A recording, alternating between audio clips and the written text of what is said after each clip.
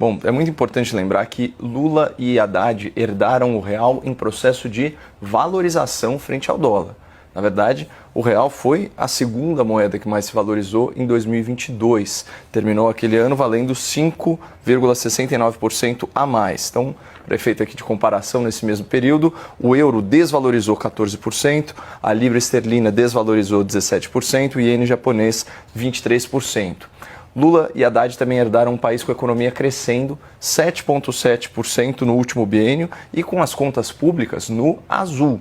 Olha só essa manchete do portal G1 de janeiro de 23. Contas do governo federal têm superávit de 54 bilhões de reais em 2022, diz Tesouro Nacional. Portanto, o ponto de partida para o governo petista na economia era bastante confortável. Mas de lá para cá, a coisa está indo ladeira abaixo e em 2024 o real já é a sétima moeda que mais se desvalorizou no mundo. Perdeu 20% do seu valor em relação ao dólar.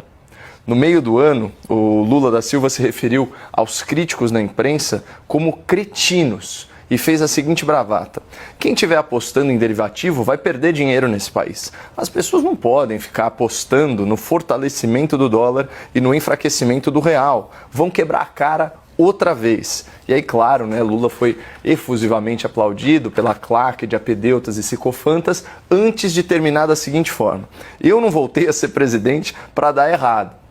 Só um detalhe, naquele dia o dólar estava cotado a R$ 5,51. Então, trazendo aqui para a atualidade, segundo a nossa CNN Brasil, o dólar operou com volatilidade e fechou em alta após atingir o patamar histórico de R$ 6,20, conforme cresce a desconfiança com a política fiscal do governo Lula. Então parece mesmo, como disse o Dr. Alessandro, que o mercado está descrente em relação ao pífio corte de gastos proposto pelo ministro Tachad para fazer frente ao gigantesco rombo fiscal provocado pela incompetência e pela irresponsabilidade do governo. O pacote do Lula e do Haddad prevê uma economia de 70 bilhões de reais em 2 anos, com cortes em áreas como salário mínimo, abono salarial, previdência, assistência social.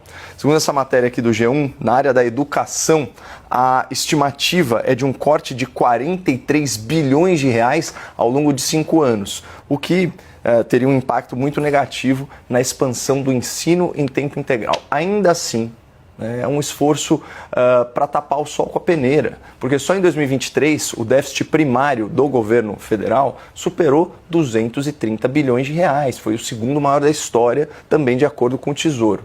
E para esse ano, a projeção mais recente que tem é de um déficit adicional de 55 bilhões de reais. Ou seja, traduzindo tudo aqui, o governo Lula herdou as contas públicas no azul e em poucos meses colocou o Brasil no vermelho em quase 300 bilhões de reais. Isso sem falar nas empresas estatais que tiveram o pior resultado em 8 anos e também acumulam déficit bilionário.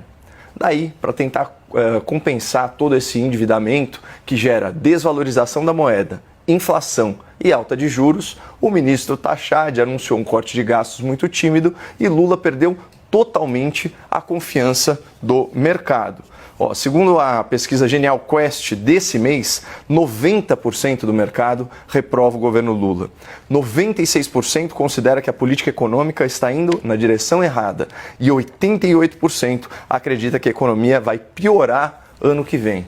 Então, essa é uma opinião quase unânime dos principais operadores financeiros do país. Eles não confiam numa administração que gasta mais do que arrecada, que contamina as estatais com politicagem, que ataca a independência do Banco Central e que não cumpre as suas próprias metas fiscais, apesar de bater recorde atrás de recorde em arrecadação.